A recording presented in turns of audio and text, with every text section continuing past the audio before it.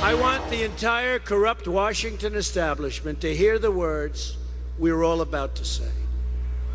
This is a phrase I told you. I didn't like it. I thought it was hokey. But it's not hokey. It's called drain the swamp.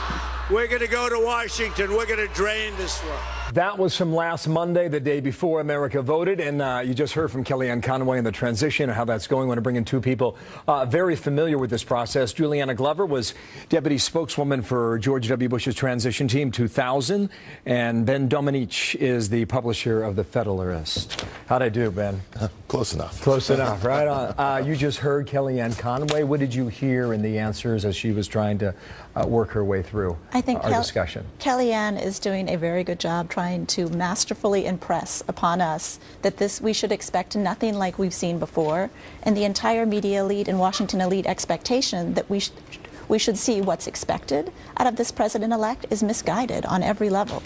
You know, it's interesting, Bill. This is such a challenging moment for Kellyanne. She's someone who's been in Washington for a long time, is familiar with a lot of the people they're looking at. The challenge really for the Trump team right now is this balance between new faces, people who are novices to the political world, balancing that against older, experienced hands who will reassure those in Washington who are worried that a Trump administration will have a lot to learn that's coming from behind with a transition that really wasn't, on its feet from day one. In our reporting at the Federalist, we've talked about the fact that Trump's own transition team was looking at going to new jobs, going to new places, ending leases. They were not anticipating the win in the same way that much of the political elite were not. And so now they've had to play catch up. Well, when you watch the comings and goings and the people, what do you think? Does anyone stick out at you?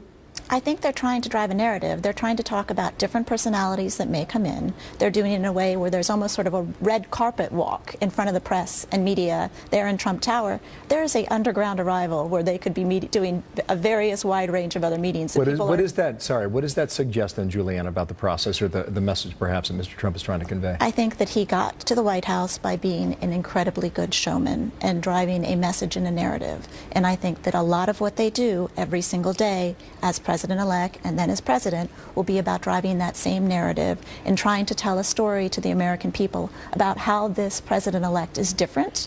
And that's what they elected him to do, by the way, is be totally different. Speaking of driving a narrative, you talk about this new policy that they're going to have regarding lobbyists. Part of the problem that they have here is that a lot of the candidates who they'd like to put in various positions have done lobbying within recent years. And so you have a forward-looking ban that basically can't really be enforced, but is designed to send the message, we don't want anybody to come into this revolving door and go out at the other end and make a lot of money. They're trying to make clear, look, draining the swamp does require something of us, but we still want to include some of these people who may have had, relationships within the lobbying community within Washington that they don't want to prevent them from taking a cap. Juliana, quickly, she said they're on track.